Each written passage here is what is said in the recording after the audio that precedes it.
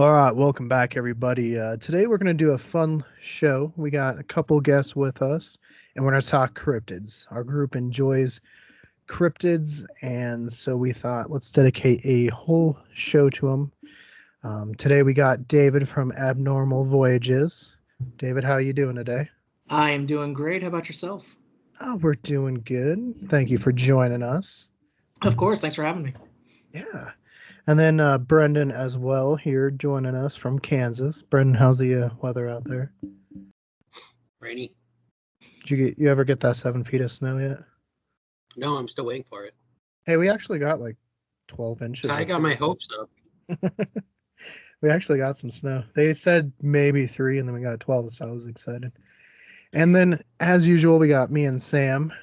We're excited. We haven't really done a pure show just on cryptids yet.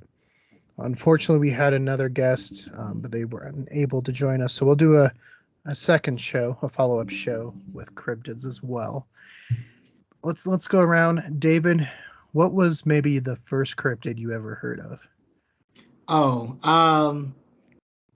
I guess probably Bigfoot, the Sasquatch family. I think that's probably one of the first ones everybody hears about. But I think the one that I probably attached to the earliest was the jackalope. Also, hence why it is part of our logo. Growing up, my dad used to have a small business, or he owned his own company, and one of their first projects they did, the person they did it for, part of the payment they gave him on top of the money was a taxidermy jackalope for some reason, just like the head mounted. I guess they thought it was really funny. So my entire life there had been a jackalope just hanging out in my house. And I think until I was about 10, I thought that, these were a common thing that you could go find. Uh, but yeah, so it's always been kind of part of my life, I guess. Yeah, no, I mean, I actually relate to that a lot. We obviously Bigfoot, Loch Ness Monster, pretty common. But I remember my family would travel a lot, and they got me a postcard, and I can't remember if it was from like New Mexico or Wyoming, but it had a jackalope on it, like in the wild, like Like a picture of it, like, whoa, there it is. yeah. So for that reason, when we did our countdown of favorite cryptids, the jackalope had to make it somewhere for me. Absolutely. I will say though, we were at a one of those antique shops. We have a couple like really big ones here in Colorado, and one of them had a deer with pronghorn antlers on top of it. So I don't know what you would call that, but if you're interested in buying one, I know where we can find one. I'll keep that in mind. Right. Brendan, same question to you. First cryptid you ever heard of? I almost want to say the Yeti, Okay. which I think is the same thing, along the same lines as like Bigfoot, right? Sasquatch, Yeah. just It's an ape, snowy wild ape mountains. man. Yeah. Well, plus, Yeti makes a pretty big appearance in Rudolph. We have the Right. Yeti walking around and gets its teeth removed at the end and is helping put up the Christmas light. Sam, what about you? What was your first cryptid? My first one would probably be dragons was my first one, and then then it was like Bigfoot, and then extraterrestrials. Yeah, no, dragons are big. Obviously, every ancient civilization has some form of a dragon, which definitely makes it interesting. There's a lot of theories abounding why dragons appear everywhere. Has anyone, I know Sam has, but David, have you seen Dragon's World of Fantasy Made Real? I don't remember. Is that the one that was on like Animal Planet / Discovery? Yeah, Kind of like in the realm of like the mermaid one that they did. yeah. Yep, I Except saw they that. except they told you it wasn't real. Hey, it might be. Right. Well, so your background has quite a few cryptids. I see El Chupacabra right there. Yes, we've got him here. We got a Bigfoot over here, Loch Ness monster, Mothman, and then a festive Yeti. He's in the season, and then Jackalope, really little over here. You can kind of see him. But I figured it was an appropriate background for the setting of this show. For sure, for sure. Yeah, you actually, so you live in Texas, so you guys are actually kind of in the range of Chupacabra's sightings, Oh yeah. right? Have you like met anyone personally that has like an encounter with a chupacabra? So I don't think I've met anyone with a legit encounter. I know that there's some like flea market type things that as a kid, I would get dragged to where people would be trying to sell shirts and stuff with La Chupacabra on them, and they'd be like, "Oh yeah, I saw one. I saw." I don't know if I've actually seen anyone that thinks they've legitimately seen one, but in the realm of possible to more extraordinary, I think it's higher up there on the possibility scale. Right, yeah. There's some of those cryptids, and we'll get to it later, that definitely seem plausible, more plausible. Then you got some that you're just like, I'll tell you one right now.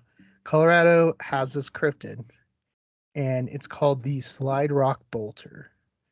Okay. Fascinating name. What it is a giant land well. Literally, it's just a well that has two prongs on its tail that hooks to the top of mountains.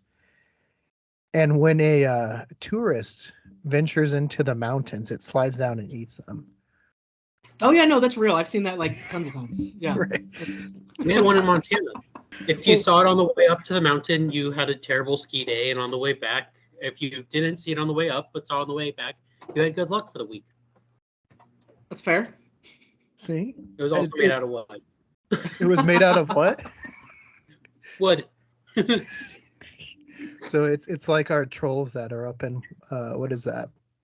Breckenridge has trolls and stuff. Yeah. I don't know if any of us have seen. Sam, did you see any of the Breckenridge trolls while you were up there? No, because when I was up in Breckenridge was like I think before the trolls were created. Okay. I mean, Yes. because the most recent one I was up to was Keystone, but I didn't see any up there. But we weren't really hiking the mountains. Yeah, so for those of you who don't know, we now have like 2 or 3 20-foot trolls just like crafted into the wilderness in different places. That's super cool. I think I've seen pictures of that. Yeah. Yeah, if you are on Atlas Obscura, I'm sure you have seen it. Because I think both of them now are like headlining. But like, so Chupacabra, let's go back to that because what do you think that could be? Because I know the origins of it was like this green alien like being that would suck blood out of goats, and now it's more like of a dog.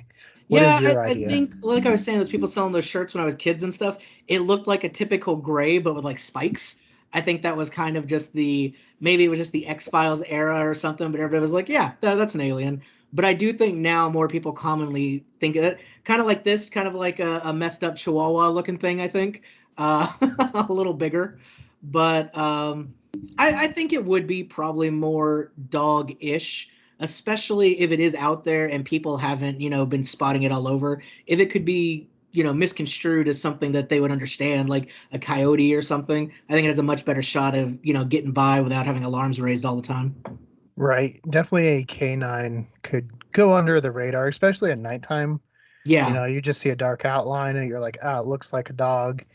We get that all the time here. People are always like on our like Facebook group chats, they're like, is this a wolf? I'm like, no, it's just a coyote. But yeah, it's very easy to Exactly. And people looking out over their pastures at night or whatever, they would notice some like humanoid thing walking around, but you're not going to notice a little four-legged thing scampering among the cows. right. Yeah, no, a giant. Well, how big were they? Like 4 feet? Like the original I one was think like so, four yeah. foot. Yeah. And it was like green, very much like a gray with giant spikes and like bright red eyes. Like you said, Yeah, if you saw and, that at and night, I think that the people have the popular opinions kind of turned a little more towards cryptid as opposed to alien. Though I Mhm. guess you could kind of say they're the same in some fields, depending on how you want to put it. But I think people are more leaning towards it being a natural animal as opposed to something from another planet at this point. Right. Well, and I heard a very interesting idea on the original sightings of the chupacabra, where the person who had seen it had just seen, I think, the movie Species, which Okay. features a very similar cryptid. Yeah. And once again, they saw it for 5 or 10 seconds, and then I'm sure their mind filled in a lot of the rest, which I think you get with a lot of these. Chupacabra is kind of rare, like with the dog stuff. Bigfoot's another one where we have more like prolonged encounters. But like Mothman, Flatwoods Monster, some of these, the actual accounts are for like 5 or 10 seconds. Yeah, it's never like, yeah, we were there for like 20 minutes. Right. Well, so you've been to Flatwoods, right? Yes. Yeah.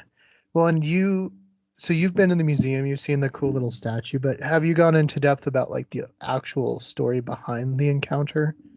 So I've gone about as in depth as I think you can get at this point, this far out from it. Reading the reports that they gave when they initially saw it, the people in the town and everything. Unfortunately, the actual spot where it happened is now, of course, private property, and a lot of it's kind of been, taken away from being able to go and do much. See, that's another one that I think it's interesting that we consider the Flatwoods Monster to be a cryptid, whereas you would think maybe more of an alien. But I do think while there's a lot going against it and for it, I think a big thing going for it is the fact that it hasn't really been seen since those initial sightings back then. And if it was, some kind of alien from something, it makes sense that they were here, maybe lost on their way to somewhere else, and then they left. And we'd have never seen it again because it was, it wasn't meant to stop here. It landed here and then it was like, oh, I'm getting out of here, and then was gone. So the fact that it hasn't come back, I think, is actually a stronger point in favor of it, as opposed to people that are like, well, why don't we see it now? It'd be more weird if an alien came here and then just like hung around scaring tourists, Right, I'm gonna come back and hang out with these, scare a bunch of these kids. Exactly, yeah. I mean, Sam knows where I fall with the Flatwoods Monster. Yep, Where do you he fall? likes the cover up story. Of it being the owl, I 100%. It's one of the few like cryptids I feel pretty confident on debunking. I'm totally cool with the museum and everything. Like that's a fantastic thing for them Oh, to do. I love the story of Yeah. it, but I agree. That one for me does lean more towards the uh fantastical, I think. Yeah. Well, and like so we've been working on an episode for a few years on the Flatwoods. We've been able to work with a barn owl. And females when they have eggs and you get close, they go into this defensive posture, which is very diamond shaped, which is very similar to what the Flatwoods Monster was purported to be. Plus, they only had what, a flashlight? Like they didn't Yeah. see it very fast. Like, I mean, for very long. It was a glimpse, and then oh crap. Well, and let's see if I can find this video to show you a picture. Hold on. But there's a comic. I don't know if it was a comic, but a magazine that would come out monthly about extraterrestrials Mm-hmm. that the kids who had seen it, I'm pretty sure, read. And Even better. yeah, even better, especially here. Let me see if I can find the picture. Sam, while I'm looking for that, why don't you talk about your thoughts on the Flatwoods? I kind of think it's an extraterrestrial. It's kind of my thoughts on it, just because it was like a one sighting, and like Project Blue Book was called to it, which was kind of interesting in their whole thing. And whatever they found there, it's not really on record, but I don't know. I just think it's a weird scenario. It's kind Yeah. of one of those things where it's just like there was like a quick glimpse of something, and if you saw an extraterrestrial, like most people would just turn and run. They wouldn't just hang around and stare at it. I mean, back in that day, because it was still new to them. I mean, Yeah, I think it would I would definitely kick assume. in your fight or flight response big time. Yeah. Okay, so I found the magazine cover, and it's put up alongside what people purport to be the original Flatwoods, but the original Flatwoods didn't have like the tail or the body. If you look at the original sketches, but it even has that like weird little point at the top, right? And it came out the same month that they saw this. So I don't know. I see how it could kind of let them towards that a little bit. It could Right. definitely be in their subconscious even. Brendan, any thoughts on the Flatwoods Monster? No, I just had to do a little research and look it up because I had no clue. Um, I don't know. Sometimes, and I might just be weird, but you guys were talking about, some things trigger your flight or fight, but sometimes there was one time where, I had a paranormal experience and it kind of just froze me in my spot. So I could totally see someone just being froze for a second, trying to figure out what the hell they're looking at before, running off as well. Just because first seeing something, you don't know if it doesn't look scary at first, I don't think your brain reacts to the run response until it starts coming at you or something. Once it starts moving or something, then I can see someone doing a flight response. Yeah, no, that makes sense. And there's been some theories kind of going to the extraterrestrial kind of way of thinking, where like they're kind of showing themselves as things that we find not scary, as to not frighten us when they try to make contact or something. Mm-hmm. I don't know. This is just what I've heard. I've not had an experience like that. I feel And like if that's true, I don't think that the Flatwoods meant to be here if it was something that came from somewhere else. I think it was definitely one of those more accidental things. I don't think it wanted to make contact because I think it was like a crash or something, right? That they supposedly saw that kind of took them in the area of where they saw it. yeah, Yeah. Yeah, the story, depending on which of the few witnesses, kind of differs from either it was landing or it crashed or it went over the horizon. So they at least thought they saw something go that way. I always enjoy too, like the mom takes all these kids that aren't even just hers and like trespasses on some farmers like land, like in the middle of the night. I'm like, doesn't seem like a smart idea. well, I mean, it probably was the kid's curiosity, and she kind of was just going along. But still, I mean, if a kid as is an going adult, off, you're not going to just like leave them to wander off by themselves. You're going to follow along. or you tell them don't go that way. Yeah, but we were kids. How many times did that actually work for you? It works. Okay, well, I guess I never listened to that. If there's a I risk, was a different kid. especially when you know that neighbor has shot on site, I think you're gonna think different about trespassing on this property. Yeah, I think today, like, moms would be like, "Oh, you're getting your butt back at home. We're not going over there. Are you dumb?" Like, they would not go chase after what they thought they just saw something crash. Right. No, but it was a Well, different time. it was a time of almost mass hysteria. It was the UFO craze of the 40s and 50s, where there was so much UFOs in the news. So, I mean, I don't know. I think that's what's fun when you delve into, and I know we're kind of getting off topic a little bit, but when you delve into like Project Blue Book cases, there's so many that are like just clearly run of the mill people just maybe wanting to believe they saw something. Oh yeah. And then of course you got the ones you're like, oh, that could be something.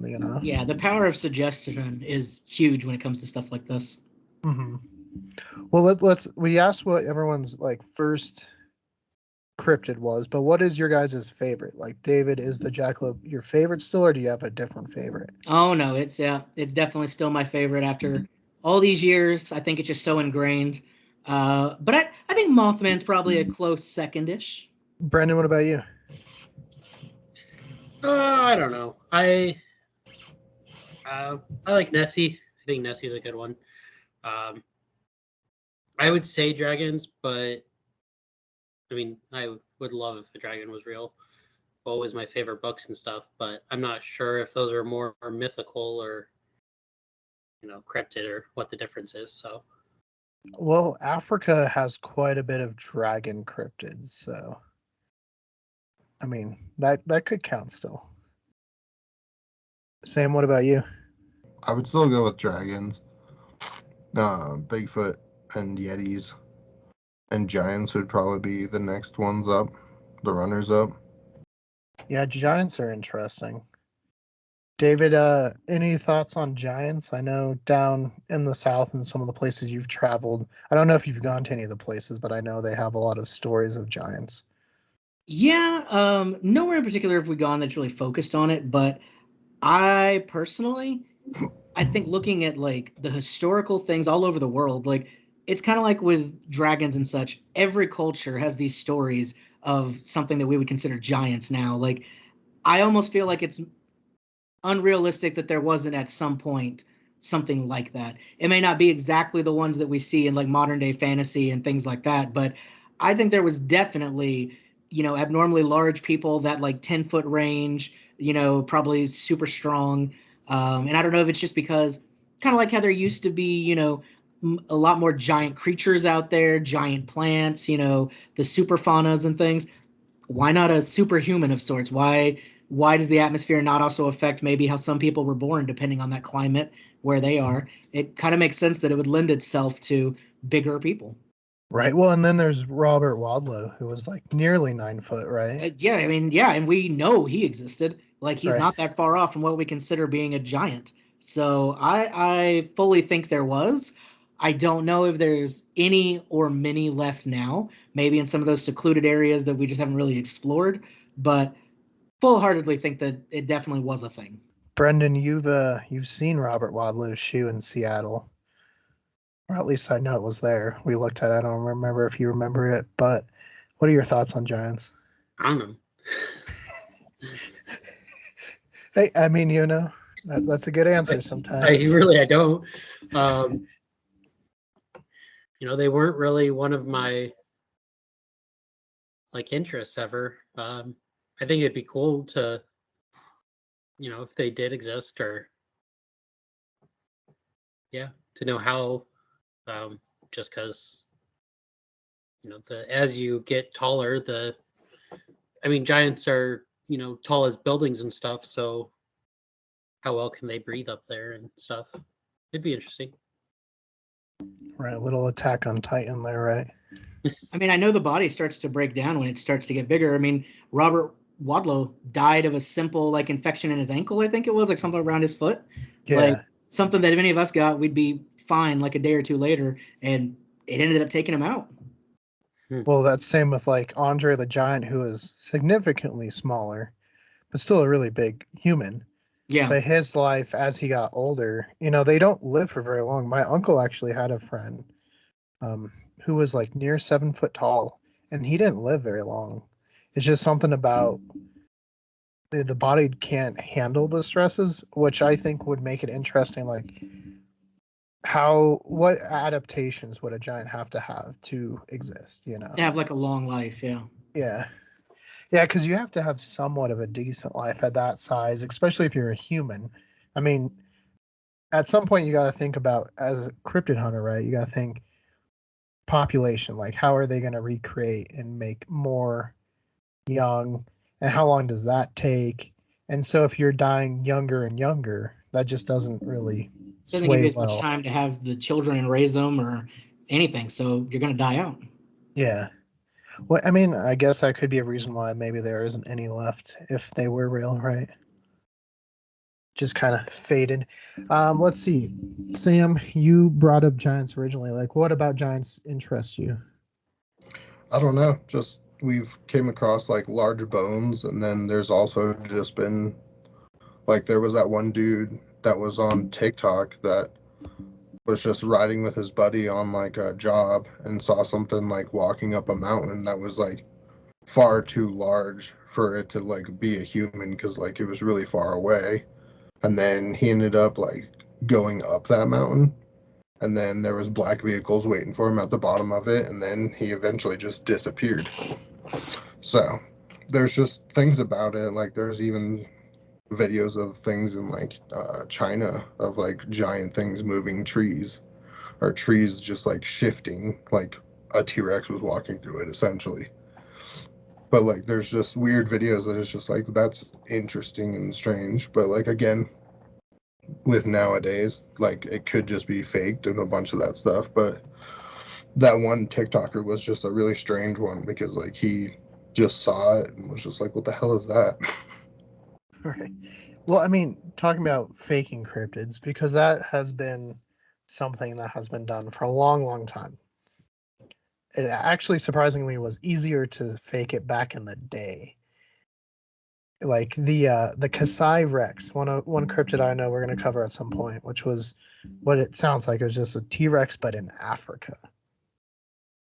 And the story goes that this guy was hunting, and there was commotion because he wanted to hunt two elephants, and then this like tyrannosaur came out of the forest and he shot at it, right?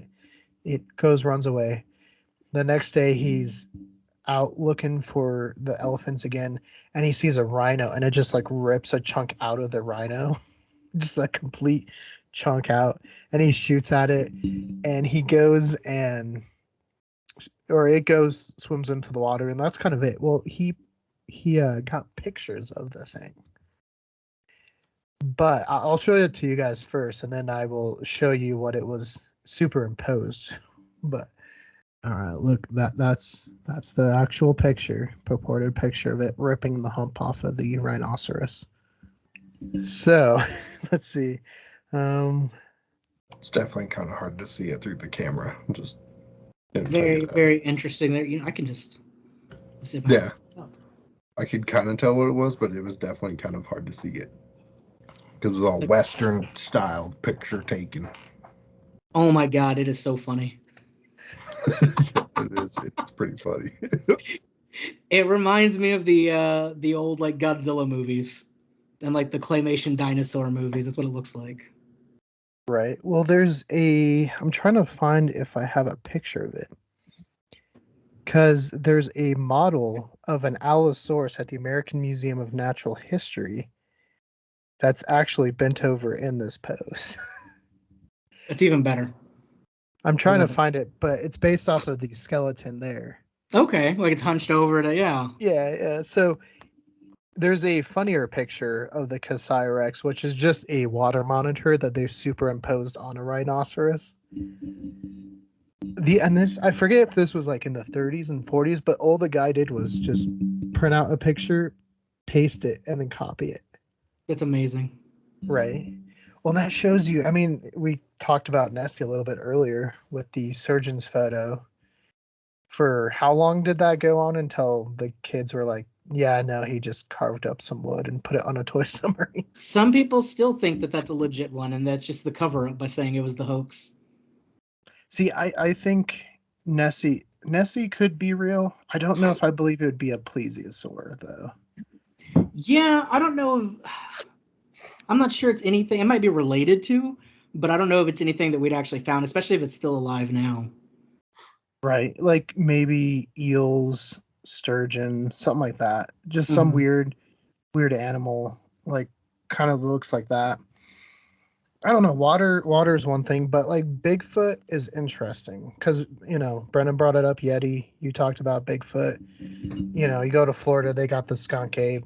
Yowies in Australia. Everyone has one, right? Yeah, like he's not my favorite, but I think that's probably the most likely cryptid to actually exist.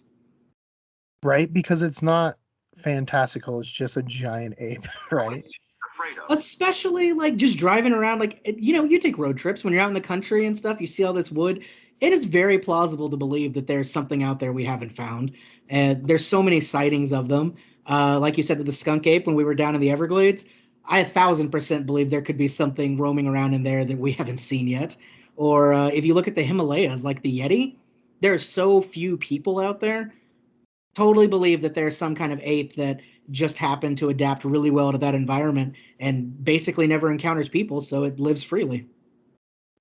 Right. Well, and like when we flew to Seattle, there is so much woods that up in Washington or up into British Columbia that I know some of them people say they haven't been able to like actually study. So I would 100% believe that something could hide up there. Absolutely. And like you were saying with Florida, the skunk ape, there's a similar one in, is it Indonesia or Jakarta, but it's called the orang pendek. Oh, I've heard of that. Yeah.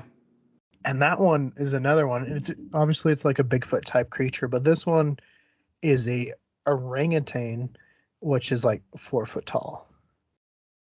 So it's not even like super large. So you're like, yeah, I can see that. It's just a hairier orangutan.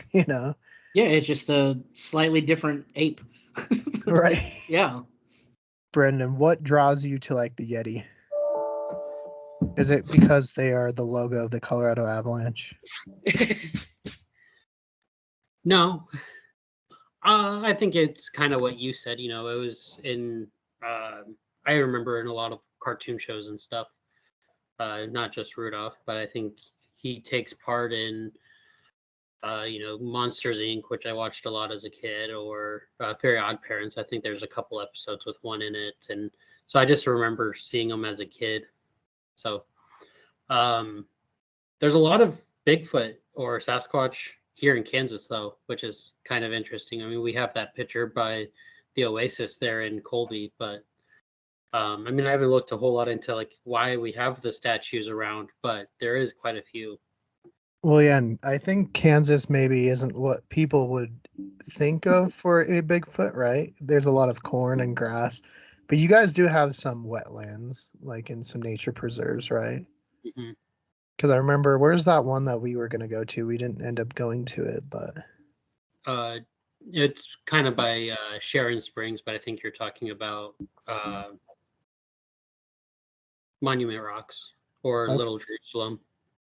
Well, so let's go back around, David. If Bigfoot and Yeti are still around, what do you think they could be? I think the most likely is probably the kind of missing link theory of it's just kind of a different evolutionary path that things took at one point instead of becoming more humanoid. It's kind of that mixture in between. Um, Especially since they do seem to be very much in the like wooded swamp areas, things like that. Uh, but a lot of people do seem to think that they are in like packs almost like family pods, kind of social, kind of like humans, but not quite. I think that's probably what makes the most sense. I don't really. I know there's weird things out there like different breeding things and stuff. I don't really buy into that as much, but I definitely could see it just kind of being an offshoot that kind of kept going on its own path and ended up where they are now. What do you feel about like the interdimensional Bigfoot theory? I don't think it's as believable as it is with something like Mothman, but I'm willing to believe interdimensional with almost any of these cryptids in a sense, even if it's just like slips from another dimension for a moment and then they get like sucked back into wherever they came from or something like that. It would explain even things like ghosts. Maybe that's what people are seeing and recording as opposed to just a spirit. It's something from another plane that is temporarily like bleeding over type thing. But again, with Bigfoot being, I think, one of the more grounded cryptids, uh, I lean more towards it being something more scientifically backed up in our world, as opposed to really anything too interdimensional or crazy with that one. Yeah, flesh and blood, right? Yeah, I think As so. they call it. I did read, if you're ever up to read one, it's Bigfoot. I think Tom Burnett and Rob Briggs. 90% of that book is about just normal Bigfoot sightings, I think in Texas too. So you might find a kick out of that. But yeah, the last 10%, they're like, we know where they come from. And it was interdimensional. It was the first time I've ever heard that theory. Yeah, it's interesting. It was interesting. I definitely think if they're real, they would probably be a flesh and blood creature. Um, just kind of based off all the sightings, they don't seem, like you said, just seems like some branch of like hominid of some sort. Yeah, And they don't have to be super smart. They just have to know the woods to stay away from us. which I plenty of think, animals already do. right? Mountain lions and bears outside the one that broke into Brendan's school one time, but He wanted an education. You can't blame him for that. Yeah, He wanted to be smarter than the average bear, right? exactly. hey, Brendan, did that give you a Sometimes. day off? Did you have a bear day that day? Well, what about this We had idea? bobcats and mountain lions climb telephone poles and light poles on our streets. So, I mean, Montana's a crazy, crazy whole nother world. Hey, go watch Missing 411 The Hunted. A good chunk of that takes place in Montana. Oh man, some of those stories are scary. Right? It's Yeah, crazy stuff. some of them, like the one in Montana is so strange to me. I mean, obviously you got to put your faith in that all the facts are given to you correctly, right? But the guy goes up the hill to go to their stash because they needed some extra stuff. And then like 2 days go by and he hasn't come back, so they finally notify someone, and it starts snowing really bad, right? And this is a really rocky terrain. It's really hard for them to get to. So, but they're combing back and forth. They have all these people searching, and they had searched this one location, but they swept back and they had found a campfire, what looked like had been a campfire with his boots. Again, it's really, really cold out. It's snowy, and they don't find any sign of him. A year later, kind of near this ranch, it's near the Crazies. Do you know where that is, Brennan? It's a mountain range called the Crazies. I think I've heard of it, but I don't. I know I've heard of it, but I don't 100% know where that is. So there's a ranch there, and they had found a backpack with food that looked like had just been eaten. Like someone opened up the candy bar, ate it, and disappeared. Right? A year later. And then a year after that, they found his human remains. Which is weird to me. I don't know. That was weird. A lot of those, like the missing 411, is crazy, but that's another thing where also Bigfoot could be the explanation for some of those. You never know. Right. Yeah, I think that's an interesting one. And it's on a podcast that I was listening to, but they were like, have you ever matched up like the map of missing people and the map of Bigfoot sightings and just see how similar they overlap? That's spooky. Right. Well, have you heard the story? And I think it was in California, but there was some kids, they were playing, and this dad was playing with his son, and they were playing hide and seek, and he saw his son go behind this bush, right? And they wait 10 seconds, and he's trying to pat it out a little bit longer, as a dad would do, right? Sure. And then he walks over, son's not there. Again, no one saw anyone leave. Well, they're looking. He ends up being a missing person. I think he's documenting one of the missing 411 cases. Yeah, I think I've heard a little about this. Yeah, it sounds familiar. Yeah, where some hikers around the same time saw what they said was a bear carrying a person on their shoulder. Which you're like, wait a minute, a bear wouldn't do that. So I don't know. Bigfoots are weird. I think they are probably some of the more plausible cryptids for sure. I think it's, like I said, I think it's probably one of the most plausible. Like, as many people have seen it, as realistic, you could say, as it is, I think it's definitely up there around the top. Right. Yeah, it's not doing anything crazy most of the time. Like most people aren't saying it's flying or shooting laser beams or nothing like that. It's just an ape that doesn't It's want just a to be different seen. kind of animal. Yeah. Yeah. Yeah. Well, what about like could these be sightings? I know you said ghosts could be interdimensional, but what if what we see as cryptids are just ghosts of creatures of long past? I don't even know where that rabbit hole would take us. That I'll tell I'm you, just it gonna took say me it's and Sam impossible. somewhere. Yeah. My only question then, I guess, would be, why don't we more commonly then see ghosts of like animals that are still around? Right. But Well, maybe we do. Maybe we think we just saw a coyote, but it was a ghost. right. Well, I know like cats and sometimes like horses and dogs people see ghosts of, but yeah, like you're saying like elk or deer. Though Kentucky has like a ghost deer that apparently tries to run you off the road. Okay. So maybe. Why I'll not? say this little rabbit hole theory let me and Sam go ghost hunting for dinosaurs at Dinosaur Ridge one time. That's so funny. We didn't find anything. We found something, but it wasn't a ghost. We'll say that. Could you imagine if that's like the first big time ghost that everybody sees? It's just in a city one day, just like a T-Rex ghost just shows up on the streets for like 5 minutes. That would be, yeah, that would be great. I would be all for that. 100%. Okay, so here's a question. We kind of touched on this when we were talking about dragons and giants and stuff. What do you think sets cryptids apart from mythology? What makes something fantasy as opposed to a possibility? Like dragons is a great example. You could say it's cryptids, and then some people are like, oh no, that's a made up thing. But you could say Bigfoot's made up, that, all of this is. So what do you think is that line that kind of in people's minds puts it in one category or the other? I mean, that's hard because I would say maybe lack of evidence, but then cryptids really don't have evidence either.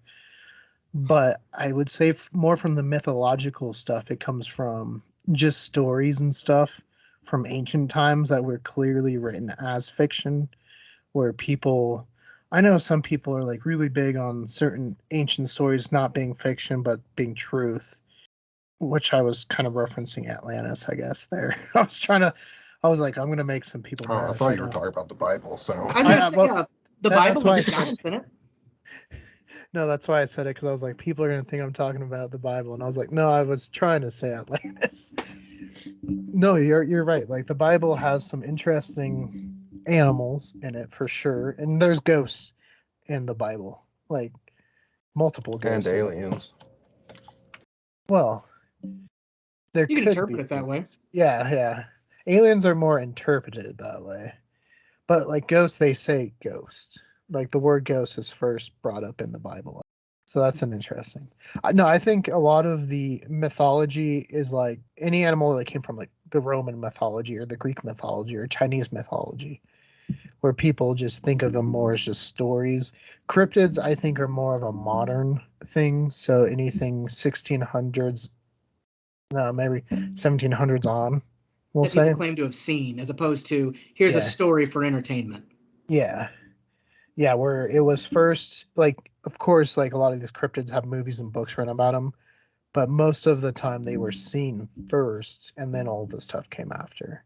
Right. So I think that, and plus I think with cryptids maybe there's just a chance that maybe you'll go see it, because I know in like mythology there's a lot of creatures with like 8 or 10 arms and stuff, and people are like, well, that's not just walking around town anymore. So Right. Like I fully believe that I'm gonna run into Bigfoot before I run into a dragon. right. Just personally. Well, and I think with a dragon too, you got to look at, again, going back to like a living animal, what is it eating? And if it's How is it eating, producing what it does? How does it fly, etc., etc.? yeah.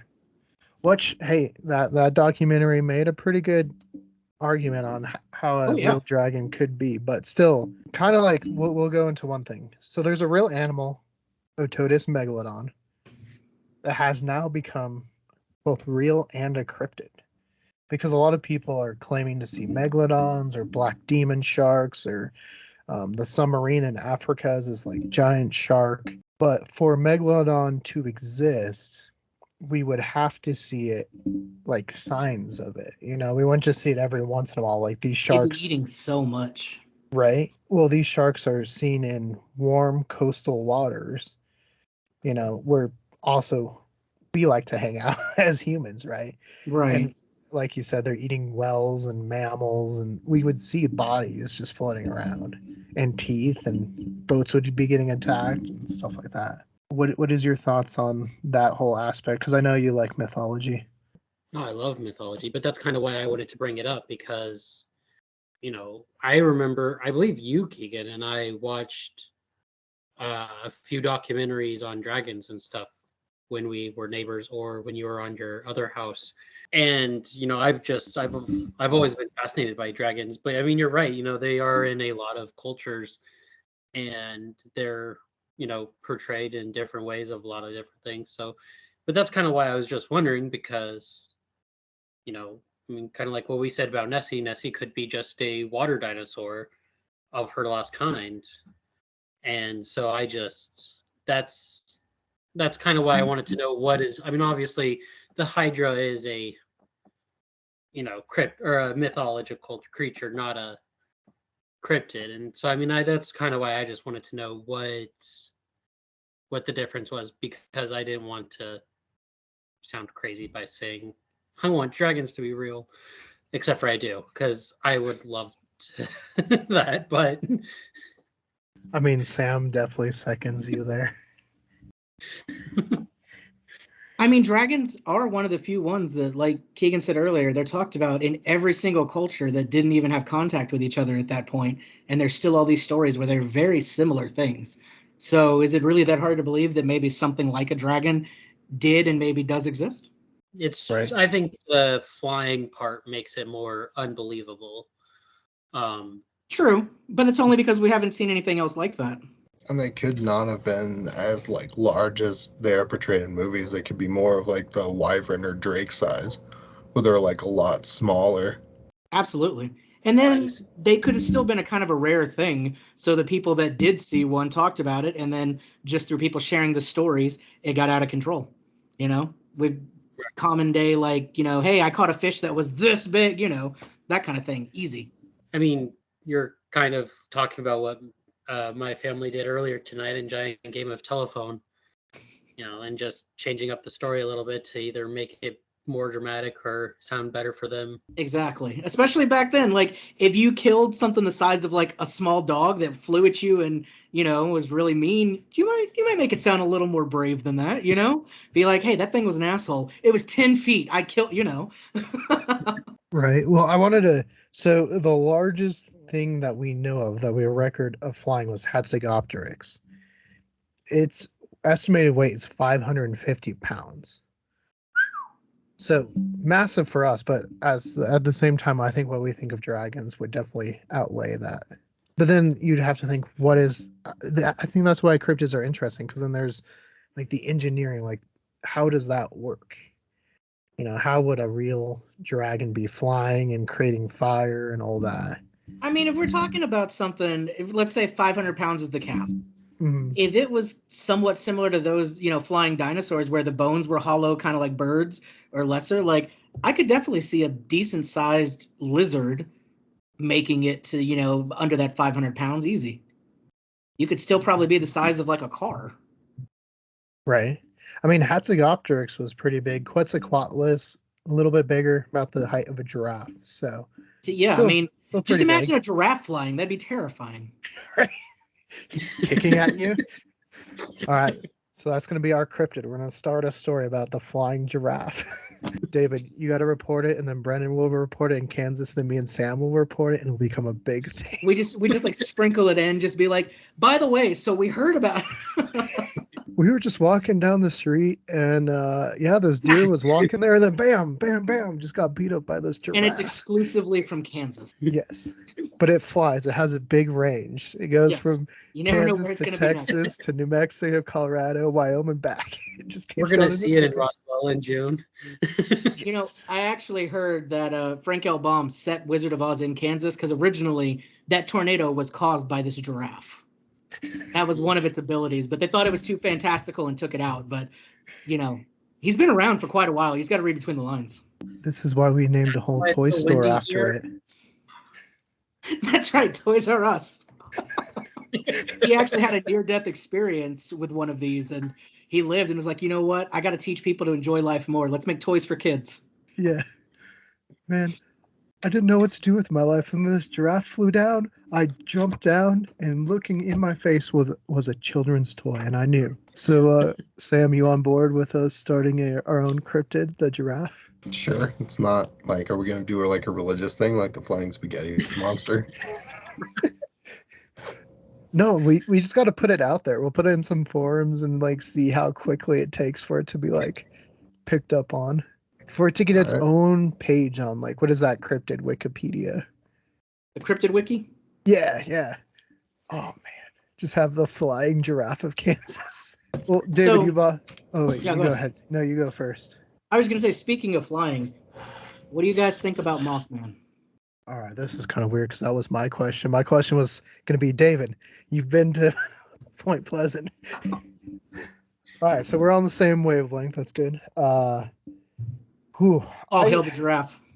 See, the giraffe will lead us into prosperity. Brenden, we got to change our fantasy football logos to giraffes. You'll be the Montana giraffes. I'll be Castle Rock giraffes. Everyone and then will just tell nobody. They'll just be like, what the fuck are these guys doing? Yeah, David will have a giraffe one. It's just slowly the giraffe league. All right, so Mothman is a weird one. And we've been lucky enough to talk to Bill and Jackie Kuselis, who's written that book, Bridging the Tragedy, where they actually got to go in and talk to a lot of people that either maybe witnessed, Mothman, or at least witnessed the bridge collapse or had family tied to it. So I don't know. Mothman it's a weird one because a lot of times from what I read in that book, the locals didn't put two and two together as far as the bridge collapse and Mothman. I think that's become later. They didn't you know, people had their thoughts on Mothman, they had their thoughts on the bridge. They didn't like it combined, which I think now it's a little bit different in Point Pleasant. Now, do But you think that there's a connection? I don't think so. You think it I just happened to be two things around the same time? Yeah, I think sometimes the human brain is very good at finding patterns when there is no pattern. Oh, absolutely. And I think that just happened to be at the same kind of the similar time because it was a little bit before, right? About a year, I think, before they were seeing this winged creature, which they called Birdman first. Well, originally they were going to call it Batman, but for certain reasons they didn't. And then they got sued. So Yeah. now, Then they called it Birdman because it looked more like a bird, but then it became Mothman. So my idea is it's just Michael Keaton in different movie costumes time traveling to Point Pleasant, West Virginia. it's actually that same owl that was in the Flatwoods. Right. Well, see, that's what's weird. I feel better about Mothman than I do the Flatwoods. 100%. More people saw it. It happened more than once. If I had to put money on one of them, it would be Mothman. But that's also one that I'd be more willing to believe the whole interdimensional slant potentially. Right. Or like a group just like a group vision or like not poltergeist, but kind of in that same vein where there's so much different energies going out that people are kind of manifesting something. What I think is interesting is how, besides everything that happened in Point Pleasant, of course, how like within the last 4 or 5 years, people have been seeing him in Chicago. Which this has definitely led to a very easy trip for myself because one of the sightings was on the glass deck of the Sears Tower. So as Sam and Brendan know, this is not very hard arm twisting to get me to go to Chicago. But at the same time, if you've been to the Sears Tower in Chicago and you look up, I don't think you would see the Mothman standing that high. And if you did, people would see it. A lot of people. Like Well, especially because that's an observation deck. Like yeah, like people that's are the whole right point there. of it is to look, to see things. Yeah. I don't know. I think it's interesting. I don't know why they think, oh yeah, Mothman, he just, he's sick of West Virginia. Go to Chicago. So in paleontological words, there's things called wastebasket taxons, where just a bunch of specimens are put in a name, i.e., Megalosaurus, Iguanodon, Troodon, were all wastebasket taxons. We just threw everything in there because we really didn't know at the time. Now, Troodon doesn't exist. It's a nomen dubium because all they had was a tooth. You can't really characterize anything off And a they were tooth. like, this is what the whole thing looked like off of this. Yeah.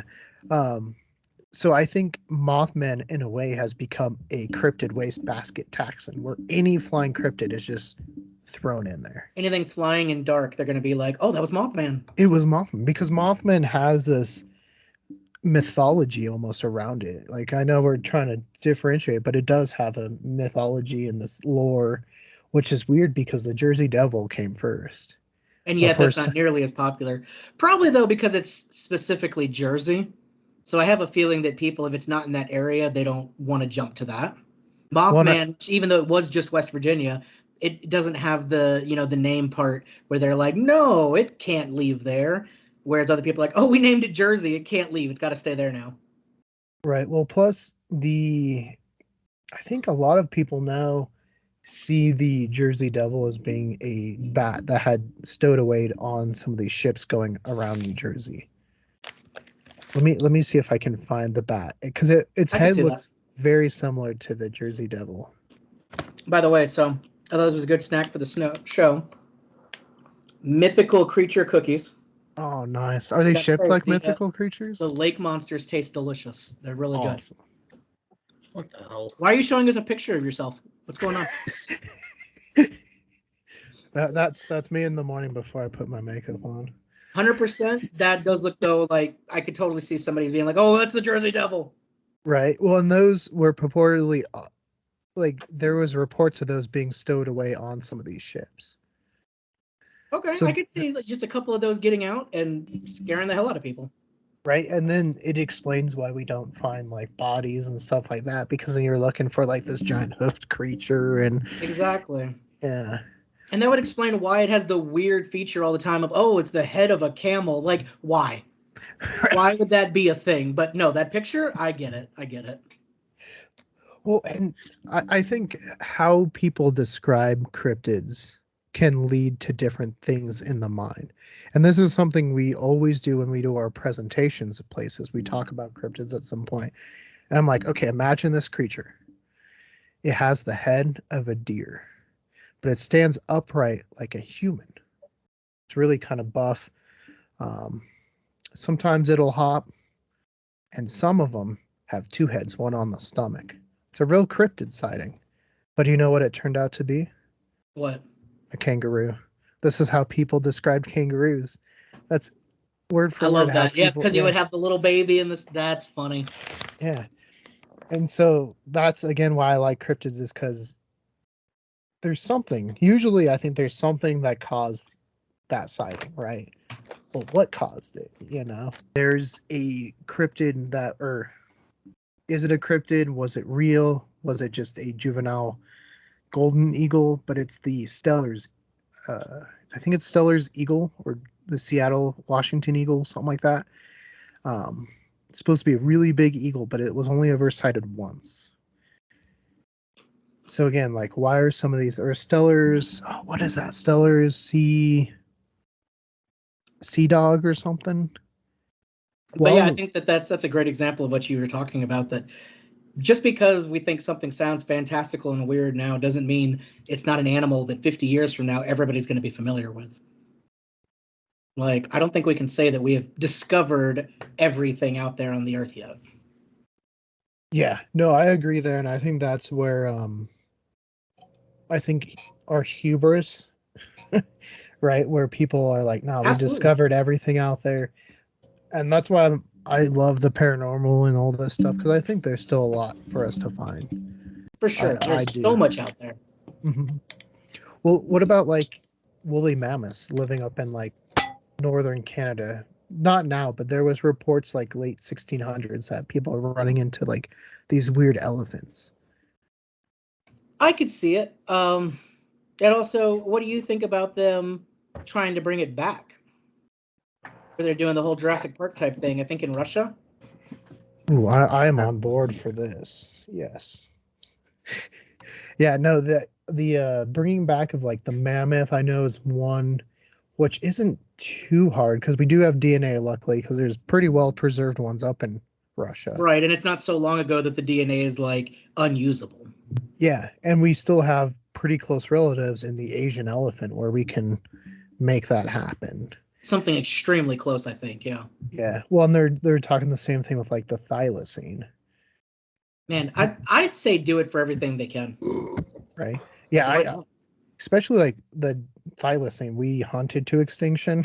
I Yeah. feel like Or maybe even we stuff should bring that like back. the dodo bird or something. Like, is there not Mhm. a way to hopefully bring back some of those, like the Tasmanian tiger or stuff that we played a really strong part in it going away? Like, this would be awesome if there was a way that we could bring it back. Well, and I'm kind of on board with the theory that maybe the thylacine or Tasmanian tiger is still out there in Papua New Guinea. Okay. Like I know a lot of people look in Tasmania or Australia, but there's some good reports and some what was it? I remember watching one of Forrest Galante's shows, and there was a report that they had a live one in Papua New Guinea, so he was going to go look for it, but the people it died, so they cooked and ate it, just because Wow. it was always around. Like to them, it's nothing because No, these to are them it's tribal we people. get to Yeah, eat today. yeah. I mean, South America is another one of those places that I feel like there's so many portions of it that are unpopulated and just wild. Why not? There's definitely got to be something there that we've never seen or that we don't have proper reports of. I think they have a lot of like flying cryptids and stuff there. Like, I don't think it's exactly a pterodactyl, but I think it's close to it. I've heard them talk about things like that. Lots of reports from all over that continent of things like that. So I'd be on board with that. Absolutely. Well, and lots of reports of giant ground sloths. There's a Yep. theory that there's a plateau where these giant ground sloths are still chilling out. And we I'm know on those board did for that. exist. Yeah. Yeah, we have caves of in South America where they've dug out the ground sloths would cave in and stuff. Okay. So talking about giant sloths, here's a question.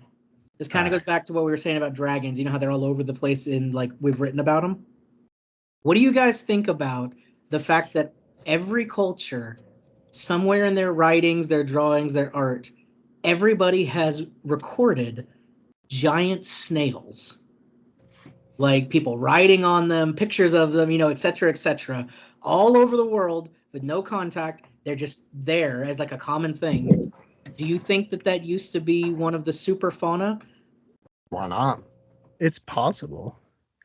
I just think, man, it sounds silly, but that would be the most terrifying thing ever. If you just went outside and there was a snail the size of your like of a bus just slithering down the road, I'd be done for the day. Right? Just go back inside. Like, I'm not going out today. What drugs am I on? Just be like, what was in that soda I had earlier? just not my day to get out of the house. Let's reel it back in.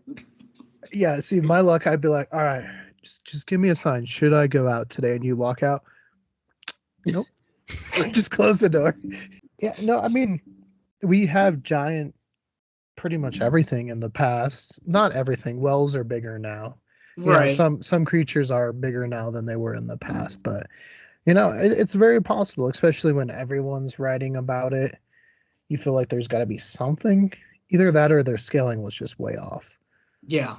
Like, which weird to think that all of them did. right? Well, I don't know. It's interesting, and maybe we can look into that. Like, maybe we can go out and look into some of these. Like The one that I've always kind of wanted to explore, I don't remember exactly what it's called, but I think outside of England, there's the myth of like a giant white beast or something like that. Hmm. Do you know what? Like a lion or something? Let's see if I can find out. But it was a very interesting story that people have supposedly seen for a very long time. Yeah, see, I don't know the white one. I know like a lot of the like black cats, the black panthers, like the beasts of Oxford and stuff like that. Exmoor has one too. Right? And Maybe it was the Beast of Exmoor. Let me see. I am up. If like if that's a video we want to go make and trek through the British wilderness, I am down. They 100%. have so many like fascinating cryptid type stories in the UK. Like just that area alone. Definitely dragons too. That's one of the like hotbeds of where they talk about things like that.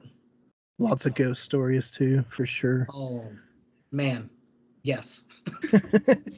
Some of the most terrifying ones. Yeah, no, my grandma brought me back a book, one on Nessie when they went there, and then one from England about ghosts when they went there.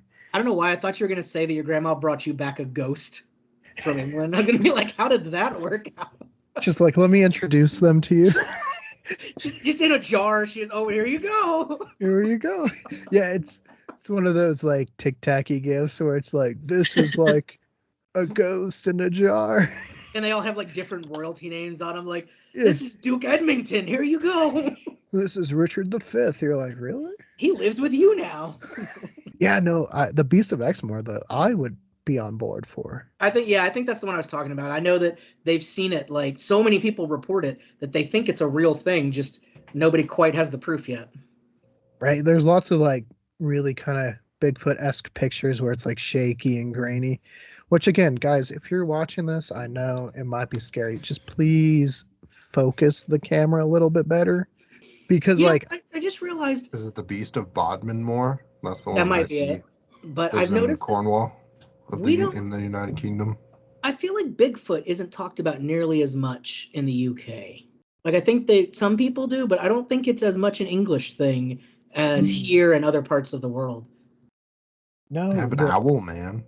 Oh, there we go. He used to hang out in the flatwoods. Stellar's sea ape is what it was called. That's just a messed up otter. Just a deformed otter. Yeah, no, that's another kind of interesting thing is what distinguishes cryptids from like England to the US to Africa to Asia. Because I remember listening to one show and like all ours are like really well known, like Bigfoot, you know, Chupacabra, Mothman. And then you go to like Africa and they're like fantastical. They're more like dinosaurs or like there's a lot about pygmy people, right? Mm-hmm. But a lot of Africa ones are dinosaurs or some apes. But yeah, it's a weird dichotomy. Like, what causes that? Is it just social thinking? Like in England, are you walking around, downtown London and thinking about Bigfoot compared to here? Like, what causes that? Well, I know, speaking of European cryptids, I don't know if you saw our recent Abnormal Voyages, but there they had a, taxidermied Wolpertinger, which the best I can tell is it's kind of related to the jackalope, but it also is meshed with like a chicken or something, so it has like wings, and I don't know. I guess it has a much worse temper, they say, than a jackalope. So it's like a chicken, rabbit, deer hybrid, which that party must have been off the hook to produce one of those. But I I don't know what it was, but I was just like, man, that is crazy. But it's a big thing. They even have beers named after it in Germany. That is interesting. I've not heard about that one. I know, like Colorado, outside of the Slide Rock Bolter, we have a very fantastical sounding cryptid called the hairy trout The hairy trap. or the furry trout. It's just a trout with hair on Oh, I've seen one of. Yeah. it. No, that's real. That's real, man. Yeah, I was just like, we couldn't have been like a little bit more like creative with our cryptid. Like, all right, we have two sides of the coin. Either one's like very fantastical, clearly fake, or one you're like, that's just a trout with hair on it. Like, All right, let's let me let's see. find a good middle I ground. don't know if this will. Oh, it's not going to show up. Come on. No. Oh, kind of. See, it's got like that's its tail. There's its wings, and then the jackalope head, and I don't know. Is It's it on your page? yeah, yeah. It should be Okay. on the Instagram. I think I put a picture of it up. I feel like I liked it. I guess I did. I thought it was a jackalope.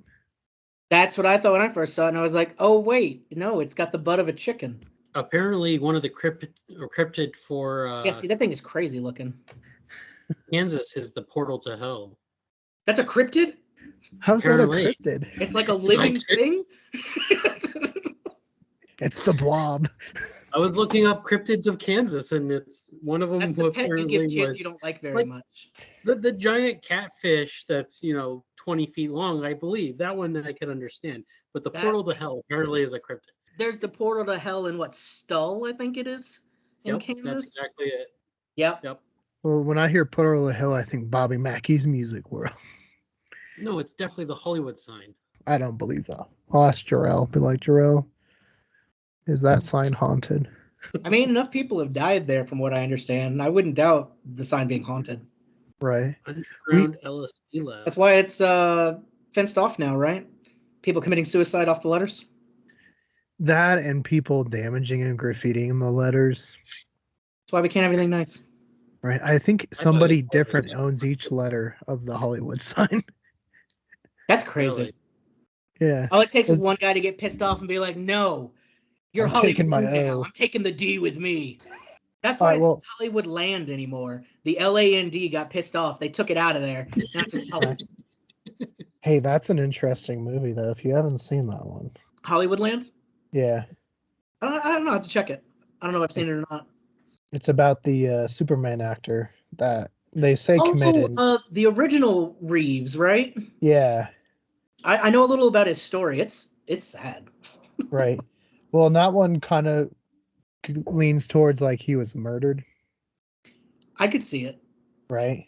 Especially in those times. The Hollywood was a different beast altogether back then. There's a lot of unsolved murders. Like, if you look into it, you're like, probably the studio. Yeah, what I think it was John Mulaney who has a joke about like crimes back then, where like they'd come in like, oh, we found a puddle of the killer's blood, and they're like, oh, clean that up. That's right? Disgusting. Or like, I forget who it was. There was some big murder, and it was either, I think it was some big actor at the time. It was actor or actress, but they were murdered, and so before the cops got there, the whole community was there drinking champagne and stuff with the murdered body, and I was like, why is this a thing? Like, that kind of happened with the Villisca Axe House that we went to. The morning when they found the bodies, before the cops got there, all the town came by to like look at them and be like, oh, that's disgusting. People were like passing the axe around, like, oh, look at the, like Yeah, there's people in there for literally hours before the cops were like, maybe we should get people out of here. Right. No, I want to do an episode with you, and I want to try to get a couple of authors who have written. Granted, they have different viewpoints on who committed the crime, but just do an episode on that because there's a theory that the Axeman was a railroad guy. I don't know if I Yes. prescribed to this one, but There's a couple of different theories that are interesting. And he ended up murdering 2 families here in Colorado in the Springs. Yeah, that he was like maybe the first like serial killer, right? Yeah. Of that kind of, yeah. Yeah, there's a book, I think it's called The Man from the Train. And he killed them like the same way, going in with an axe. And like, I don't know why that wasn't higher up on their suspects list, to be honest. Like, it seems pretty plausible. Right. Well, the other guy, and I forget, I know I told you who they thought it was. The Reverend Kelly guy? Yeah, the guy that was really weird. Mm-hmm. And I don't remember if this guy said it was Reverend Kelly or not. But he said the reason they picked an axe was because everyone had an axe at their house. So it was a really easy weapon to get. Yeah, because everybody had one around. Yeah, because everyone's chopping wood and stuff. So, yeah, no, that's an episode we got to do. I think, we'll talk about it later in like an actual thing, but my quick theory, I think the Reverend Kelly guy, I think he was a little mentally off. I think he was just a major pervert and was like a peeping Tom sort kind of guy, which he'd been caught for before. Yeah. And I think he happened to be like looking in and saw what happened. I think he saw the actual person doing it. And that explained, and he was like, well, I can't say I saw it though without saying that I was doing this or whatever. And I think he fled then, and he knew what had happened. That's why he knew that people were dead, because he saw it, even though it wasn't him.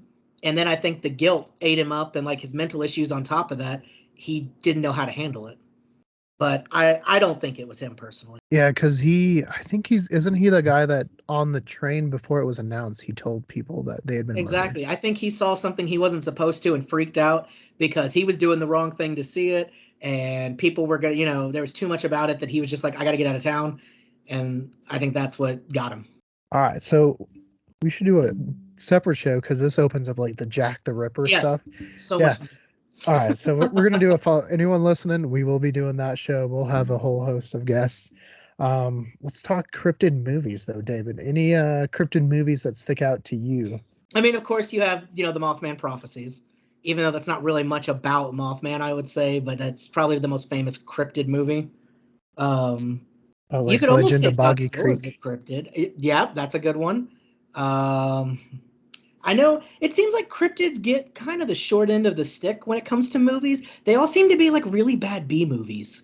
Like sci-fi originals. Yeah, I feel like we don't ever really get, big blockbuster A-list actor cryptid movies. I don't know. That's interesting. There is one called Chupacabra versus the Alamo. Oh, that sounds like big time. I mean, I'd watch the hell out of that, but I've watched. I think Sam were you there when we watched it?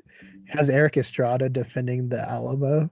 So is it back during like Revolution, like Texas times, or is it like modern day? No. It's modern day, and they're just hanging out at the Alamo, and a chupacabra is trying to attack them. Oh no, they just keep multiplying. Yeah, it starts out as one. It's pretty funny. So Eric Estrada versus an army of chupacabras at the tourist attraction Alamo. Yes, and luckily the Alamo still has guns with loaded cartridges. Of course, right, and they all work just fine, right? Just fine. They're like. Turns out the Alamo had a machine gun the whole time. You know that Apache helicopter? It's been there the whole time. Yeah, the one Travis used to fly. It just right. Oh no, there's a scene that just gets me every time because he's just like on a motorcycle going like this with green screen, and I'm like, you would crash if you were riding a motorcycle like that. That's amazing. If I can find the link, I will send it. I'm trying to think. It's a funny movie. I feel like I don't know. These days, I feel like the more cryptid craze tends to be TV shows. Okay. With the crazy things like the Mountain Monster show and the Bigfoot Hunters, all those like really, really bad shows. But I feel like that's kind of where the spotlight on cryptids is currently, and streaming and stuff, as opposed to any like major movies, unfortunately. What do you mean? Mountain Monsters is definitely believable. You're right. I'm sorry. I'm just so jealous of their success. I'm just jealous of their. I don't even know what. It's just, oh man, that whole I just series. want to be. I want to be them. Yeah. Mm.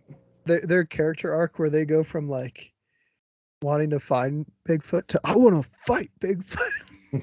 Because he offended me. Like, yeah, there's like a whole storyline now, and they have like a cult, and they Yeah, find they- like doors in the woods, and there's like a shadow guy, and I've never, full But it's honesty here, been I've never watched a full episode of the actual show, but the clips I've seen, it paints a very interesting picture. I'll send you. There's a guy that talked about the entire series. And- Have you seen Chris James talking about it? Yep. Yep. That's a lot of the extent I've seen. I love him, but Yeah, we're trying to get him into our an interview on the channel by sending him 30 copies of Babe. I love it. I love it. Well, there's a guy named Billiam. I think he's done the entire series too. He's done a really good job. He also caused me to see Scrappy do the entire time we were watching our evidence from Adams State University. Nice. There was a bag, and I was the only one. Hold on. He's back. We got to stop talking about him now. Hey, man. Hi. So those Montana outlaws. No, we were talking about mountain monsters, Brendan. Have you ever seen mountain monsters? No. Okay. Recommend it. Definitely check it out. Sounds Just like don't- something Don't take a shot every time they're about to fight a cryptid because you'll get drunk. I mean, okay.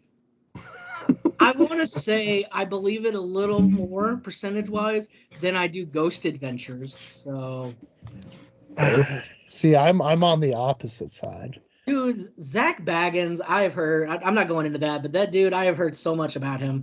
Not This is a ghost show. This is a ghost show now. Have you guys seen Baby Secret of the Lost Legend? Baby Secret of the Lost Legend. I don't Yes. think so.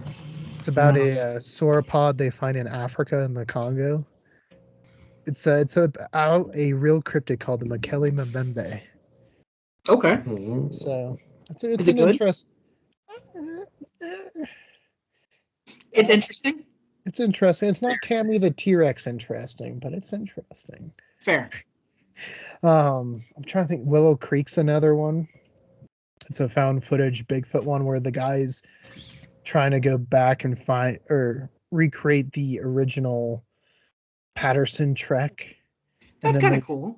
Yeah, it's found footage and they find a cult of Bigfoot. So I mean, let me see. Let me Google. Brendan, Harry and the Hendersons. I don't know. I didn't think of that. It's a big one. I mean, yeah, I guess.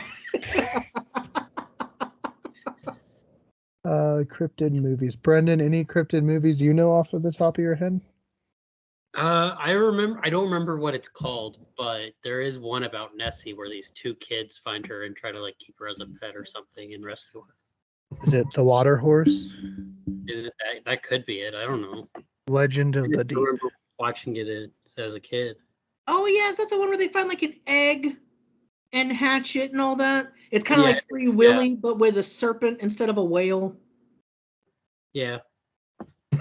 Yeah. What about The Man Who Killed Hitler and then Bigfoot? Wow. I've heard of Now that we're one. equating but- Bigfoot to Hitler. This is Sasquatch Eraser. This is I don't like this. Brotherhood of the Wolf is apparently is that a cryptid one? Boggy Creek. I've been there. So Return to Boggy Creek. oh yeah, they have a whole series. All I know is I just looked up cryptid movies on Google, and this page is 13 best cryptid movies. The number 3 on the list is Scooby-Doo and the Loch Ness Monster. So that should tell you all you need to know about great cryptid movies out there. That one was awesome. I don't know what you're talking about. So what David's saying is we got to do a deep dive on Scooby-Doo and the Loch Ness Monster. I'm about it. Oh, I guess Smallfoot, that was out about the whole Yetis. That was in 2018. That's pretty recent. That kind of got a lot of people. What about Missing Link? That was a kind of a recent one. It's about Bigfoot and Yetis. Oh yeah, there was the animated too, right? Yep. Yeah, claymation. Yeah. I mean, if you want to go into like creatures, I guess Dune has sandworms. Does that? Which is a cryptid of was it Mongolia? The Yeah, Mongolian, Mongolian deathworm? deathworm. Yep. Yeah. I was like, I remember because Sam had it on his top 10 cryptid list. That was like, have you guys ever you ever watch Josh Gates? Yes. Yeah, I like Josh Gates. Have you read his book that he wrote? Yeah, back when he was Destination Truth. Yeah. Yeah, and it's like his beginning of it and all the like going in depth about the first like few things he went after, and it was all about like finding the cryptids. It was such a good book. I love the actual going out there and exploring these places. It's interesting seeing it from the viewpoint of somebody who I don't think he's a skeptic, but he's definitely more of a he has to see it to believe it kind of person. So I like that aspect, and then the interviewing and firsthand of actually being there and talking to people that have seen it. I like that style of trying to figure things out as opposed to I'm sorry, mountain monsters. Oh man, Mountain Monsters, pure gold though. If you want some B movie level acting, like hey, they're gonna catch that Cherokee death cat, all right? It's personal now. They're gonna get him. Oh man, he was just like, it was so close, I could smell it. Just like what? They found its pee. They were so close. Yeah. Oh man, I love it. They have the whole like spear finger thing. Yeah. Again, I don't get it. Like, what is it? Just some dude messing with them the whole time? Just like, I'm gonna leave clues here. Like, what? Yeah. It's the spear finger. He's like a Scooby-Doo villain. My theory is that Spirit Finger is the Cherokee Death Cat. They're gonna take off his hood. It's just gonna, you know. Well, there's a whole season dedicated to wolves because the one guy dies, and that they find his journal. They're given his journal, and his journal talks about how wolves could still exist in one of the states. And they go and they find some wolves, and you're like, I'm pretty sure they just got those wolves from a zoo or something. They're like trained. They just like come and start licking them. No, you're bad. Yeah. Oh, well, how about that? We'll talk about animals that are supposedly extinct in a region that could still be there. Like we talk about grizzlies in the San Juan Mountains. I'm fully on board with there's probably still grizzlies in our San Juans. David, is there any? I mean, I know Texas is big on jaguars. There's like 2 that roam around the border every once in a while. Yeah, and I mean, honestly, I guess I could see that. Texas has so many different biomes with different, ecosystems and stuff. I could see a jaguar somehow getting into like the mountains of somewhere and hanging out. I don't know. Nothing really jumps to mind. Texas is kind of like the Australia of the United States. I believe anything that you want to say is here. Just okay, why not? You know how big Texas is? I mean, it could be anywhere. Exactly. Like there's so much room and so many weird, like you can go from the beach to the desert in like 5 hours. I mean, tons of ecosystems. It wouldn't surprise me to find almost anything in the state. Right. Well, what are your thoughts? Because I know recently they rediscovered or confirmed that the ivory-billed woodpecker was no longer extinct. Like they found a small couple of them in Louisiana. Exactly. Things like that, especially smaller things. I think it's so much easier to just not find them. And in fact, they just got good at hiding. And the same with, that's why 100% believe stuff in the ocean. Like there's more water than land on this planet. Is it really that hard to believe that we couldn't find a certain kind of fish for 20 years or something, and then it pops up? I think that's why the mermaid documentary was so like believed. They made such a good argument about the fact that all this was happening in the water that nobody can really disprove because we haven't been there. We haven't gone down there. Honestly, I heard that's what happened to that submarine that went down to see the Titanic. Mermaids got them. Oh, Titanic too. Is it too soon for that one? Hey, no, they're making a whole documentary next month. I was about to say they're month. making a movie about it. No, it's not too soon. Yeah, it's called Legend and Lies: The Story of the Titanic Submersible. That's bad. It's bad. Well, it's also bad that like this dude had all this warning and said, "Hey, you probably shouldn't be doing that with that submarine." And they still did it. And there's hubris, right? I Okay, found hold on. I want to ask you a question about that. okay. Before it happened, if the CEO of the company would have reached out to you and been like, hey, we're really big fans of your YouTube channel. We really love your take on things. I run this company where we go down to see the Titanic. I would love to give you a spot for you to come in and film it, and I'll give you an interview. We'll talk all about it and really just get it out there. Would you have been tempted to go? No. You wouldn't have been even a little bit like, maybe. If it was like James Cameron or Robert Ballard that did it, No, it's the on CEO of board. this company, and they have gone down there before, so they have a record of they've done it. They've gotten people there and back, like, and this is before you've heard any of the people being like, no, don't do it. This is just out of the blue. This guy contacts you and is like, this is my company, this is what I do. We spend millions for this. I'd love to interview with you and take you down there to get live footage and just all about. I think I would have to look into their dive records, which I think their rate was like 20% success rate of getting down there. But nothing ever happened before, like bad. Nothing bad, but it's like, do you really want to go on that? And then I know like Mr. Beast was one that they had offered. Mm-hmm. Josh Gates, as we mentioned earlier, was one that they offered. And all of them were like, something was just weird. Like, I don't know, having grown up really interested in the Titanic to a level that obviously Brendan knows about. That's why I was shocked when you said no, because Yeah, but it doesn't look like a submarine that should be going that deep, Especially when you see that it's controlled by a video game controller. yeah, Well, it was more the shape, and then like, if you look at most deep sea submarines, they're balls, Yeah. and they're not like split at like the most important part to be not split, Yeah, I thought about that when it happened, and I was like, ultimately, I don't know if I would have ended up on it, but I would have been tempted. I would have been tempted at least to look into the guy's record. I would have at least probably gone out there to meet him. Even if I didn't get on the ship, like be there to see it go under, that it'd be very hard to say no to seeing some of it. Right. Yeah, no, I would probably had to have had, I mean, it just didn't look like a submarine that should be, it looked very secondhand store submarine, and I know that it had worked for a while. Like six dives they made It it. was a bad idea all the way around. Yeah.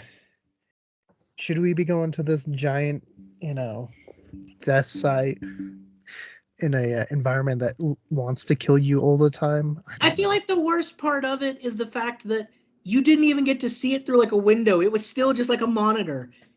You could have Right. gotten that same feed like up on the surface. Just watch a documentary. You're fine. Yeah, like you're not seeing anything different by saying, "Oh no, but I'm there." Like, dude, now if you got down there and it was like a panoramic view around you of the ship, that's kind of cool. Like that'd or be a little more tempting. or at least like, you watch the old James Cameron documentaries or Robert Ballard. At least they have a little hole they can look out and see it. Something, yeah. Instead, they're Yeah. just like, "Yeah, look at this screen." Like, okay, I could have done that at home. Right. I would But have that to. brings up to answer your question, an animal that they think cryptid or not, giant squids. Yeah, the Kraken was probably inspired by the giant and the colossal squids. Probably I more think the they're definitely giant. still around out there. Yeah. Well, have you seen colossal squids? They are kind of funky looking. They have shorter arms, but they are massive creatures. Terrifying. Yeah. Yeah. Well, is it? I forget which one it is, but they have like little claws on their suckers to like hook into their prey. Like the Humboldt squid, where there's like accounts in Baja California of people being attacked by Humboldt squid. Just the fact that these giant things they literally eat sperm whales, that's enough for me to stay away from them. Right. Those whales are way bigger than me. Yeah, sperm whales are an interesting animal. Like they dive super deep. Like I can't imagine holding your breath that long in pitch black. Like obviously they got echolocation stuff, but to find the I think it's squids, crazy that they they eat each other. It's like right? they fight and whoever wins eats the other. That's insane. Well, yeah, and for a long time our records of squid came from like scars on sperm whales. They're just like, something caused that. We hope it was a squid because anything else is even scarier. Right. Well, and there's when we talked to Max Hawthorne, I think it was Max, right, Sam? But he was talking about there was a place where they had found all these ancient plesiosaur or ichthyosaur, giant ichthyosaur skeletons, like Shoniosaurus and stuff, really big, like 60-foot long ichthyosaurs, but they're all kind of in a weird pattern, much like octopi and stuff do with their prey. They'll kind of decorate with the bones and stuff. Mm-hmm. And so the theory was in the Triassic, there was this giant either octopus or squid that was eating these things, but because of their body, they don't fossilize, which is crazy. Like again, hey, if you had the chance to time travel, would you go back there and see? I don't know what. All right. Well, Who Sam, did that? Was it Negan or Nigel? Nigel Marvin. I was gonna be like Negan from The Walking Dead. Definitely did No, not. Nigel. Nigel, yeah, and chased by sea monsters. Yeah, he did it. He was fine. Like, we're not Nigel Marvin. You know, if I was Nigel Marvin, I would do it. All right. So before we end off, we've talked movies. We talked a little bit of books. David, any other cryptid books you would recommend? I'm gonna go with the Josh Gates memoir, the monster hunting. I think that's a really cool look at cryptids in almost a modern day setting of somebody out there in the field trying to find stuff. I think that's a really good place for anybody with even a passing interest in cryptids to get a really cool insight into kind of part of that world and enjoy it. Okay, so I'm looking. I know I mentioned Bridging the Tragedy earlier, which is about Mothman, but it does kind of look more at how people grew, like from post traumatic growth after. It's a good book though. I do recommend that. That Bigfoot one by Tom Burnett and Rob Riggs. Even though it's about interdimensional Bigfoot, it has some interesting Bigfoot stories in there. So might be worth. And then there's Nessie by Redfern, I think, is the author. Oh, Hunting Monsters by Darren Naish. I definitely recommend too. He's a paleontologist and looks more at these stories and where they actually originated from and what we think of them now. So it's an interesting one. I actually have, it's not a book, but something I recommend for anybody that's interested in this kind of thing. Look up and try to get a copy of The Map in Black. It's a huge fold out, like old classic map.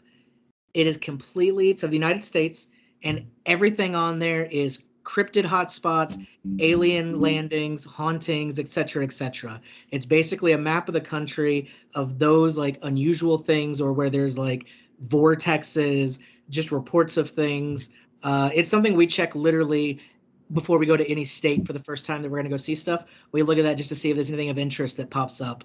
But it's really cool seeing the different cryptids on there of each state specifically of where there's actually been. It has like dates of sightings and stuff of the biggest ones, like the Loveland Frogman in Ohio, stuff like that. So that's really cool. If you want to look at that and get an idea of what's around you, highly suggest that. The Map in Black. Yeah, for sure. We'll definitely check that out as well ourselves.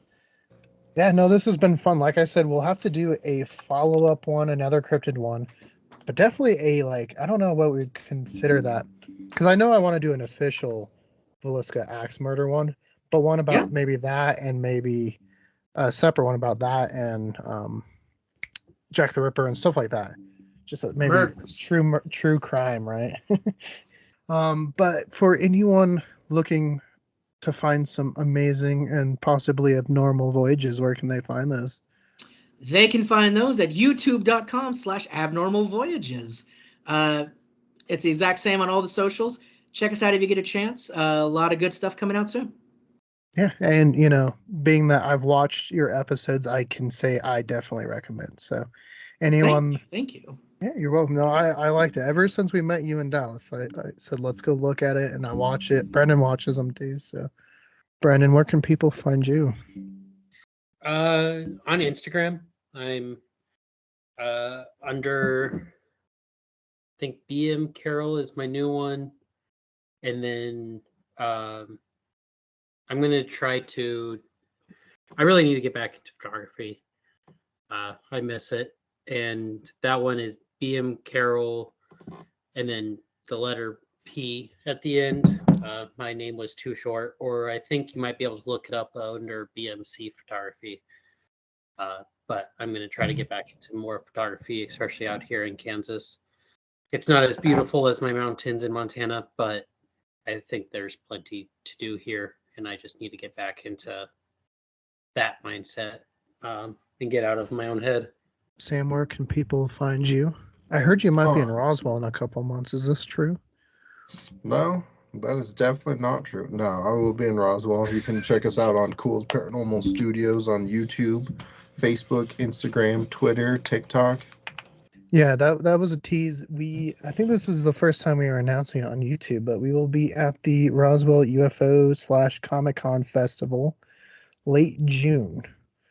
Comic-Con Festival. Yeah, I was Yeah, about to say, did they throw that in? it's a Galacticon is what it's called. Galacticon. Okay. It's really Interesting. cool. That's where we met John, Sam, is that area is Galacticon, where they have like Oh, all like the people with artists or movie people or UFO sightees like Travis Walton and stuff. got it. So, speaking of going to things, we can talk about this later, but I wanted to let you know. You mentioned that you don't need any excuse to go out to Chicago. Well, we've never been, and I think we're going to take our first trip to Chicago in March. We are thinking about going up there for the big St. Patrick's Day celebrations with dyeing the river and the huge parade and all that. So, if you gentlemen would like to join us, you are more than welcome. Yeah, I will. I'll have to see if I can arrange that. Right, same. I Like I am. said, we can talk about it later, but I wanted to let you know what I was thinking about it because I think it'll be a lot of fun. Yeah, for sure. No, the Chicago's a great city. I took these two for a day. We took a day trip to Chicago from Colorado. In Brendan's case, Montana. But we just flew there for the day, spent the day, flew back. It was great. Literally, first flight in to Like Chicago. it looks like there's so much cool stuff there. I've just never gotten to go. So we're probably going personally for probably 4 or 5 days, I think, because we want to try to cover, of course, as much as we can. But Yeah. right there, the reasoning for going, the main event will be trying to do the St. Patrick's thing because we've always wanted to see it. So it seems like a cool episode to do. And then definitely stuff like the Field Museum and all that. Gotta go. Yeah, Hmm. no. Field Museum, highly recommend. Lots of great stuff in there. Science and Industry is another one. Harry Carey's on Navy Pier, fantastic. And then we got to go up there and find Mothman. Ooh. Hmm. Hmm. Hmm. Once again, Sam and I want to say thank you to Brendan and David for joining us on this awesome cryptid chatter that we had tonight. And make sure to go check out David's channel, Abnormal Voyages. I promise you guys will enjoy it. Lots of great content over there. A link should be popping up now. For more cryptid related videos, click that link to your left. For more about what we're doing here at Culz Paranormal, click that link to your right. And don't forget to hit that like and give us a subscribe. And let us know, what's your favorite cryptid?